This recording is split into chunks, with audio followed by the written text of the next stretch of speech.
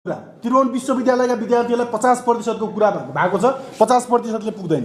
अब यसपटक चाहिँ हामी 75% डिस्काउन्टको लागि हार्दिक अनुरोध गर्दछौँ। यहाँको विद्यार्थी पढाइ पनि डिस्टर्ब हुने, अनि यहाँको विद्यार्थी चाहिँ एक्सिडेन्ट पनि हुने, यहाँको विद्यार्थी त्रासमा पनि बस्ने, यहाँको विद्यार्थी होस्टेल बस्दै गर्दाखेरि असुरक्षाको चाहिँ प्रत्याभूति पनि गर्ने। तर यहाँको विद्यार्थीलाई चाहिँ हामीले चाहिँ एउटा चाहिँ सकेसम्म त फ्री गरेर राम्रो हुन्थ्यो, तर 75% को चाहिँ मैले माग राख्छु। अनुसन्धान सहायताको कुरा रह्यो। र अर्को कुरा, विद्यार्थी सङ्गठनलाई टिकट दिनको लागि हामी कुनै क्यानको पदाधिकारीलाई हात जोड्दैनौँ।